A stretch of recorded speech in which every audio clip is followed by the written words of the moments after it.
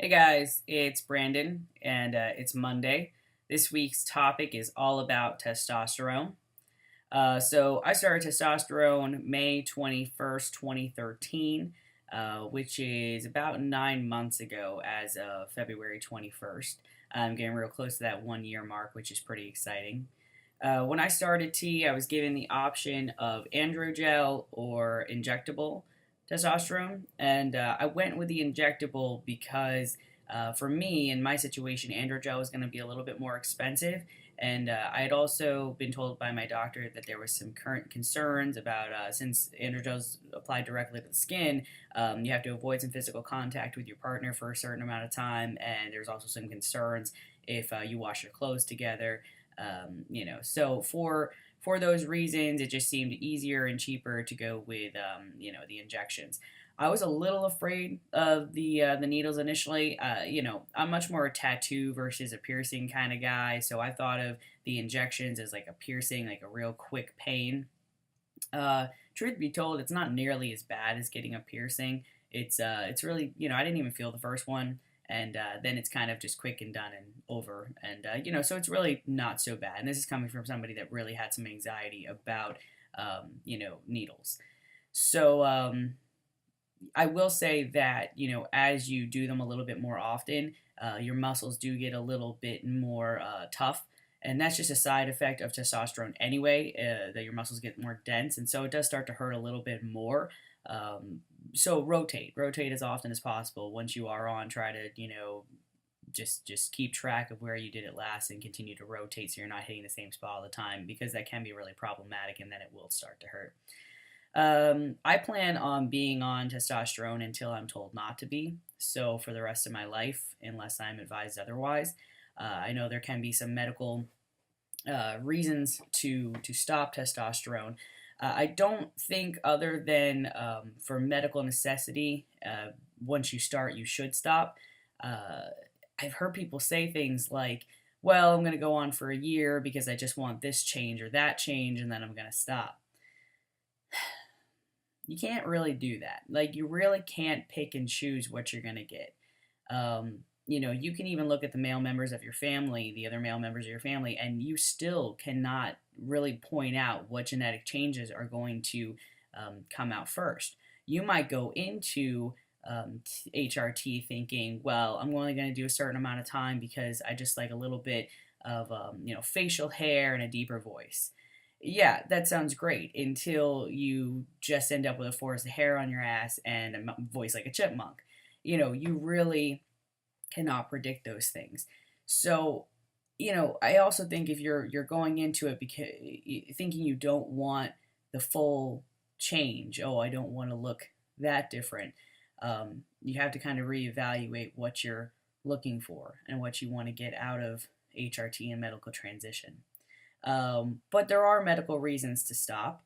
Uh, One being, after a hysterectomy, your body's no longer producing estrogen, so you may not need to take testosterone, or you may not need to take as much of as high of a dose. I do plan on getting a hysterectomy in the future, especially if it becomes medically necessary. And in some cases, testosterone can have some complications or cause some complications with your inner workings, and you may have to get them taken out for that reason. So it is not as much of a priority for me as top surgery, but I have no use for them, so they can take them as freely as they would like. Um, so that is something I do plan on doing, but right now it's not my first priority. My first priority is top surgery, and then we'll see where everything goes from there. But if it did become a medical necessity, I would certainly do that. And if after I had a hysterectomy, I was told that I needed to stop or I no longer needed to take testosterone, at that point I would stop. Otherwise, I would continue on it and forever.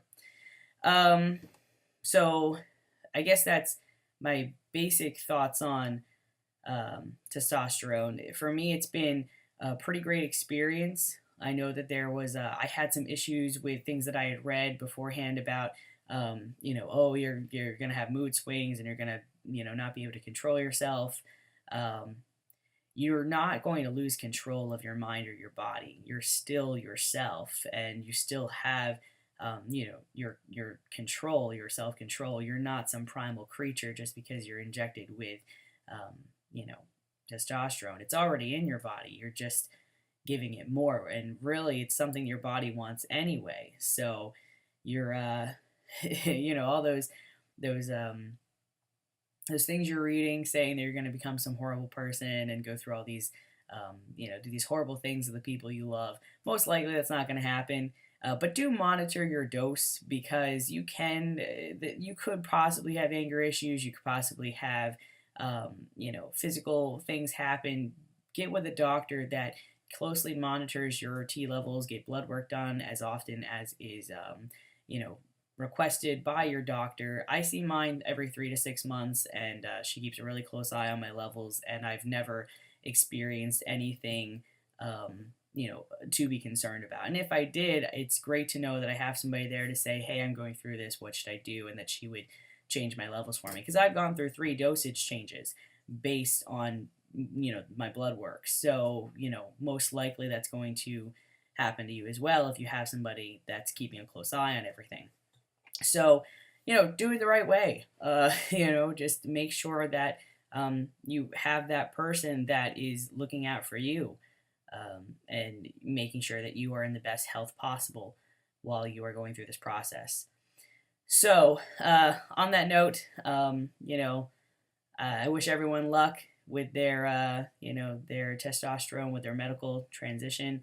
It's been, the best 9 months of my life. So, I can only wish the best for everyone else that starts it.